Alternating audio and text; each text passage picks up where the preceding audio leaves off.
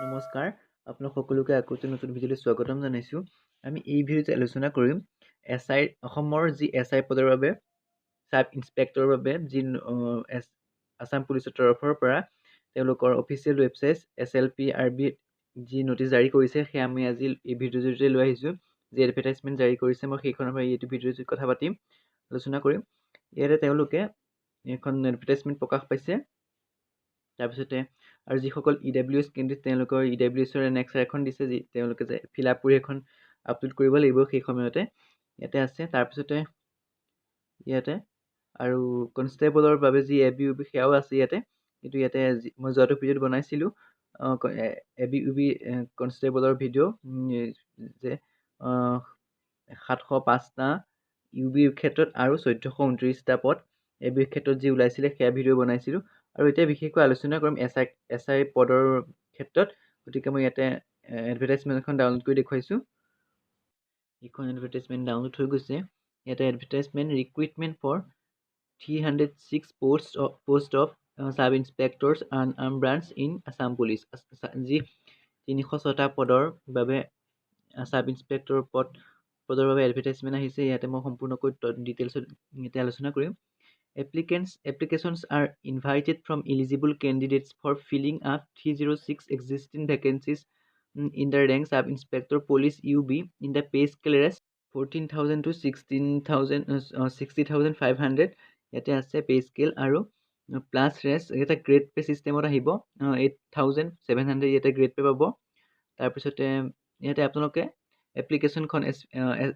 আসাম পুলিচৰ যি SLPRB website আছে তাতে গৈ আপোনালোকে অনলাইন ফৰ্ম ফিল আপ কৰিব লাগিব। আৰু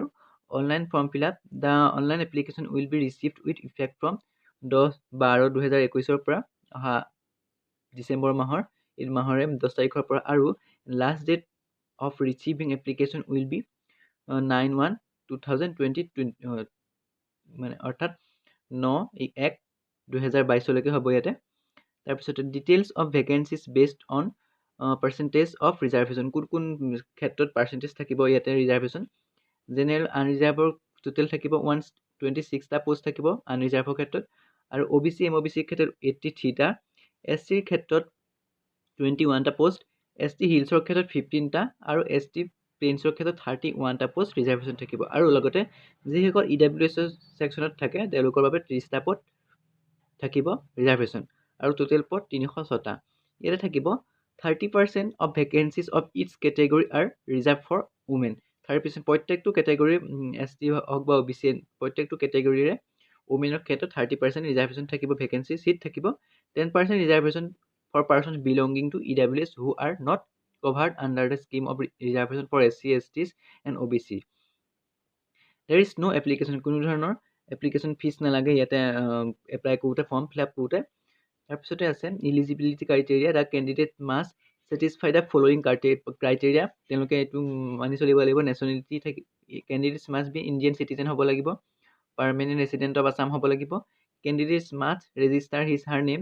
with local employment exchange of Assam, exchange অফিচত তেওঁলোকে নামভৰ্তি হ'ব লাগিব, তাতে নাম্বাৰ লাগিব ফৰ্ম ফিল আপ কৰোঁতে এক্সচেঞ্জ অফিচৰ যি নাম্বাৰ থাকে। Candidate must speak Assamese or any other state language ফ্লুৱেণ্টলি, তেওঁলোকে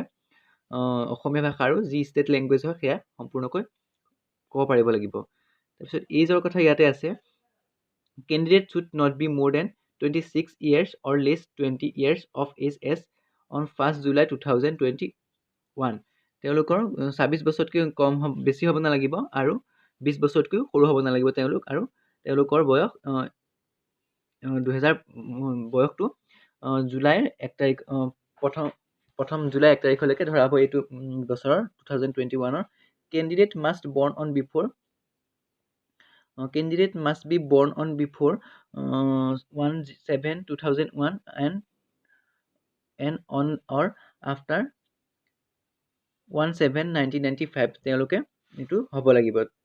2011 চনত তেওঁলোক 1995 চনতকৈ ওপৰত হ'ব নালাগিব বা 94ত জন্ম হ'লেও নহ'ব, আৰু তেওঁলোকে 2001 চনৰ পিছত জন্ম হ'লেও নহ'ব। ইয়াতে এজ ৰিলেক্সেশ্যন দিয়া আছে 5 years in respect of candidate belonging SC, ST plains আৰু ST হিলছৰ ক্ষেত্ৰত ৰিজাৰ্ভেশ্যন দিয়া আছে 5 বছৰ। 3 years in respect of candidates belonging OBC আৰু MOBCৰ ক্ষেত্ৰত দিয়া আছে age relaxation For the purpose of determining age limit, the SLPRB will accept only the date of birth recorded in matriculation equivalent exam. Metric pass or date of birth to metric pass যি এখন admit card আছে তাৰ admit কাৰ্ডৰ যিটো date of birth আছে সেইটোহে তেওঁলোকে accept কৰিব আৰু এটা তেওঁলোকে একচেপ্ট কৰিব affidavit birth extra from municipal corporation service records like will be accepted municipality বৰ্ডৰ আৰু যি বাৰ্থ চাৰ্টিফিকেট দিয়া হয় সেইখন তেওঁলোকে একচেপ্ট কৰিব ডেট অফ বাৰ্থৰ ক্ষেত্ৰত তো ইয়াতে আছে educational qualifications. The candidate must be graduate in arts, science, commerce or equivalent stream from recognized college institutions affiliated to a recognized university. কোনোখন recognized university পৰা তেওঁলোকে নাইবা তেওঁলোকে affiliated হ'ব লাগিব ইউনিভাৰ্চিটিখনৰ ক্ষেত্ৰত বা তেওঁলোকে আৰ্টছ ছায়েন্স আৰু কমাৰ্চৰ ক্ষেত্ৰত তেওঁলোকে গ্ৰেজুৱেট যিহেতু গ্ৰেজুৱেট লাগে তেওঁলোক গ্ৰেজুৱেশ্যন হ'বই লাগিব তাতকৈ কম হ'লে নহ'ব তেওঁলোকে ইয়াত এপ্লাই কৰিব নোৱাৰিব এতিয়া ফিজিকেল ষ্টেণ্ডাৰ্ডছৰ মানে ফিজিকেল টেষ্টৰ কথা ইয়াতে আছে হাইট লাগিব জেনেৰেল OBC MOBC ST মেলৰ লাগিব মেল অন ট্ৰান্সজেণ্ডাৰ 162.56 সেণ্টিমিটাৰ আৰু ফিমেলৰ ক্ষেত্ৰত লাগিব 154.94 সেণ্টিমিটাৰ এতিয়া ST হিলছ আৰু ST প্লেইনছৰ ক্ষেত্ৰত লাগিব 160.02 সেণ্টিমিটাৰ আৰু ফিমেলৰ ক্ষেত্ৰত লাগিব 152.40 সেণ্টিমিটাৰ আৰু চিজ লাগিব অনলি মেল এণ্ড ট্ৰান্সজেণ্ডাৰ ইয়াতে আছে জেনেৰেল OBC MOBC ক্ষেত্ৰত আৰু ST প্লেইনছৰ ক্ষেত্ৰত লাগিব 80 সেণ্টিমিটাৰ আৰু এক্সপাণ্ডেড বহল কৰি পিনে হ'ব লাগিব 85 সেণ্টিমিটাৰ আৰু ইয়াতে আছে ST হিলছৰ ক্ষেত্ৰত আছে নৰ্মেল 78 থাকিব লাগিব আৰু এক্সপাণ্ডেড ফুলাই মিলি হ'ব লাগিব 83 সেণ্টিমিটাৰ ইয়াতে আছে মেডিকেল টেষ্ট হ'ব ইয়াতে তাৰপিছতে কিনে আপোনালোকে সকলোৱে জানে কেনেকুৱা হ'ব লাগে ইয়াতে পঢ়ি দিছোঁ মই candidates must no have squint eyes and should possesses high color vision Varsco's vein shall be considered a temporary disqualification তাৰপিছতে আছে এইখিনি আছে চাই ল'ব আপোনালোকে তাৰপিছতে আছে কেনেকৈ এপ্লাই কৰিব how to apply applications must B submitted online through SLPRB website ইয়াতে গৈ পেলাই তেওঁলোকে এপ্লাই কৰিব লাগিব কেনেকৈ এপ্লাই কৰিব লাগিব আপোনালোকে এইখিনি জানে আগতে হয়তো পুলিচত এপ্লাই কৰিছে গতিকে আপোনালোকে ID ক্ৰিয়েট কৰি ল'ব লাগিব সেইটো ID দি তেওঁলোকে লগ ইন কৰি যাতে ফৰ্ম ফিল আপ কৰিব লাগিব তাৰপিছত পাছপোৰ্ট চাইজ ফটোগ্ৰাফ ইয়াতে কিমান KB লাগিব কিমানকৈ দিব লাগিব আপোনালোকে চাই ল'ব ইয়াতে তাৰপিছতে আছে ছিগনেচাৰ আপোনালোকে দিব লাগিব কিমান চাইজৰ ছিগনেচাৰ হ'ব কিমান KB লাগিব এনেকৈ চাব লাগিব হাইট এনেকৈ চাব লাগিব আপোনালোকে কিমান ৰিজলিউশ্যন দিব তাৰপিছত ডকুমেণ্টৰ কথাটো মেইন যিহেতু এইটো আলোচনা কৰিছোঁ certificate of proof is admit card HSLC আৰু equivalent examination HSLC admit card আপোনালোকে is proof ৰ ক্ষেত্ৰত দিব লাগিব document pass certificate and marksheet of graduation BA BSc BCom or equivalent examination pass certificate দিব লাগিব আপোনালোকে BA BCom BSc দিব লাগিব তাৰপিছতে এমপ্লয়মেণ্ট এক্সচেঞ্জ ৰেজিষ্ট্ৰেশ্যন নাম্বাৰ দিব লাগিব আপোনালোকে তাৰপিছতে certificate of caste from competent authority no caste certificate issued by other state will be accepted কোনো ধৰণৰ বেলেগ ষ্টেটে ইছ্যু কৰা চাৰ্টিফিকেট কাষ্ট চাৰ্টিফিকেট নহ'ব আপোনালোকে নিজৰ অসমৰ যি অফিচ আছে সেয়া অফিচৰ কাষ্ট চাৰ্টিফিকেট যি দিয়ে তেওঁলোকে অথৰিটি দিয়ে সেয়া একচেপ্ট কৰিব বাকী নকৰিব পাৰ্মানেণ্ট ৰেচিডেণ্ট চাৰ্টিফিকেট লাগিব PRC লাগিব তাৰপিছতে আছে certificate of additional qualifications such as degree diploma certificate from gov recognized accredited institution pass certificate as well as marksheet লাগিব আপোনালোকক পাৰ্মানেণ্ট PRC লাগিব তাৰপিছতে আছে certificate of additional qualification such as degree diploma বিভিন্ন ধৰণৰ কম্পিউটাৰ চাৰ্টিফিকেট এইবিলাক থাকিব পাৰে আপোনালোকে দিব লাগিব চাৰ্টিফিকেট অফ স্পৰ্টছ গেমছ এইবোৰ থাকিলে আপোনালোকে আপলোড কৰি দিব তাৰপিছত আছে basic and advanced home guard training experience certificate issued by competent authority কোনোবা ধৰণৰ যদি আপোনালোকৰ হোম গাৰ্ডৰ চাৰ্টিফিকেট তেনেকুৱা ধৰণৰ আছে সেইবোৰ আপোনালোকে আপলোড কৰিব certificate of NCC from competent authority if NCC সকলোৱে ভালেই হয় NCC থাকিলে দি দিব আপোনালোকৰ সুবিধা হ'ব পিছলৈ transgender certificate issued by competent authority if any যোনজন ট্ৰান্সজেণ্ডাৰৰ ছেকশ্যনত পৰে তেওঁলোকে ট্ৰান্সজেণ্ডাৰ চাৰ্টিফিকেট দিব লাগিব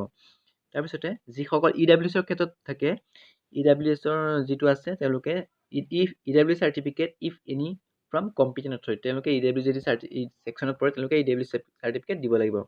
তাৰপিছতে আছে the benefit of reservation under EWS can avail upon production of an income estate certificate by issued circle officer or circle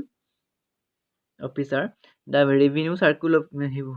where the candidate যিসকলে যি চাৰ্কুল অফিচাৰ পৰা ইডালবি চাৰ্কুল সেই তেওঁলোকে দিব লাগিব তাৰপিছত আপলোড কৰিব লাগিব যদি আছে তেওঁলোকৰ তাৰপিছত এনেকৈ ফৰ্ম ফিল আপ হ'ব তাৰপিছত চিলেকশ্যন প্ৰচিডিউৰ আছে তাতে 100 মাৰ্কছৰ ৰিটেন এক্সাম হ'ব কেনেকুৱা ধৰণৰ চিলেবাছ থাকিব ইয়াতে আছে logical reasoning aptitude comprehension matter selecting history and culture of Assam and India and general knowledge candidates will use blue pen answer এইখিনি পিছলৈ আলোচনা কৰিম আমি সম্পূৰ্ণ চিলেবাছ অনুসৰি তাৰপিছতে the question paper written exam হ'ব কি the question paper for written exam will be following languages Assamese Bodo Bengali ইংলিছৰ হ'ব তাৰপিছত এইখিনি কিমান নম্বৰ পালে কেণ্ডিডেটসকলক মাতিব ইয়াতে ফিজিকেল ষ্টেণ্ডাৰ্ড টেষ্টলৈ সেইবোৰ আপোনালোকে সেইবোৰ পিছত আলোচনা হ'ব এই ভিডিঅ'ৰ জৰিয়তে আলোচনা কৰিম এই চেনেলৰ জৰিয়তে গতিকে আপোনালোকে তেতিয়ালৈকে চেনেলটো ছাবস্ক্ৰাইব কৰিব তাৰপিছত ফিজিকেল ইফিচিয়েঞ্চি 40 মাৰ্কছ এইখিনি পিছলৈ আলোচনা কৰিম পিছৰ ভিডিঅ'ত এইটো এতিয়া আলোচনা কৰি কি লাগিব ডকুমেণ্ট এপ্লাই কৰোঁতে এইখিনি আলোচনা কৰিলোঁ গতিকে মই লাহেকৈ স্ক্ৰল কৰি দিছোঁ আপোনালোকে পঢ়ি চাই ল'ব যদি আপোনালোকৰ জানিবলৈ মন গৈছে নহ'লে বা ৱেবছাইটত গৈ পেলাই আপোনালোকে এডভাৰটাইজমেণ্টখন আপোনালোকে ডাউনলোড কৰি ল'ব গতিকে ভিডিঅ'টো চাই যদি ভাল লাগিছে এটা লাইক কৰিব শ্বেয়াৰ কৰিব আৰু লগৰ বন্ধুবৰ্গলৈ শ্বেয়াৰ কৰিব গতিকে আজিলৈ আহিছোঁ আকৌ এটা নেক্সট ভিডিঅ'ত লগ পাম ধন্যবাদ